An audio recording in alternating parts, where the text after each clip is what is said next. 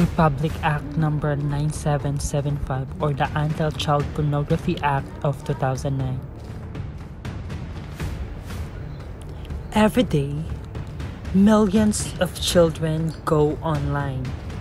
They study, play games, chat with friends, and explore the world through the screen.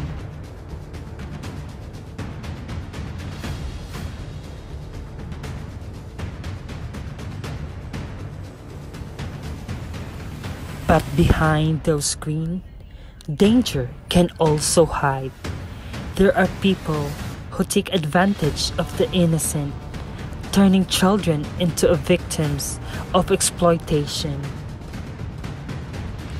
To fight this growing threat, the Philippines government passed Republic Act 9775, known as the Anti-Child Pornography Act of 2009. This law was made to protect children, our nation's most precious treasure, from the cruelty of online sexual abuse and exploitation. Ipinagbabawal ng batas na ito ang paggawa, pagpapakalat o pagmamay-ari ng mga larawang bastos o video ng mga bata. Kasama rin dito ang paggamit ng internet, cellphone, social media o kahit messaging apps para mag-share ng ganong content. Anyone caught producing, distributing, or even storing child pornography can face imprisonment and fines. Internet service providers are also required to report such cases immediately to the authorities.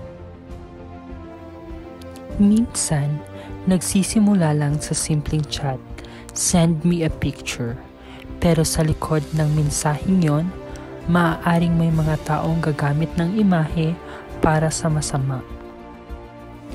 That's how many victims start.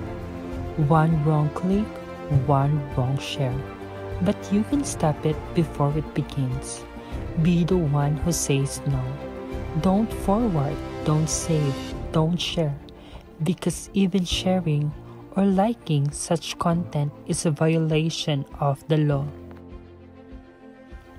Tandaan, kapag tayo nakikibahagi sa pagpapakalat ng ganitong content, bahagi tayo ng problema, hindi ng solusyon.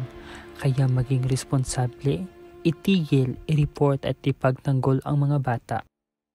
The fight against children exploitation is not just for the government, it's for all of us. As a digital citizen, we have a duty to protect, respect, and care.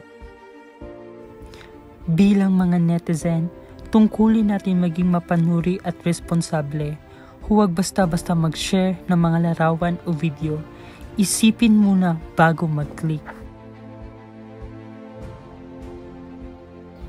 Practice etiquette, respect privacy, promote kindness and safety online. Because one act of responsibility can save a child from a lifetime of pain.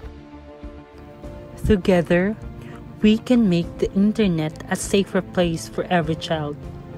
Let's raise awareness, take action, and be responsible digital citizen. Support RA 9775, the Anti-Child Pornography Act of 2009. Protect the youth, protect the future, because every child deserves to grow up safe, respected, and free.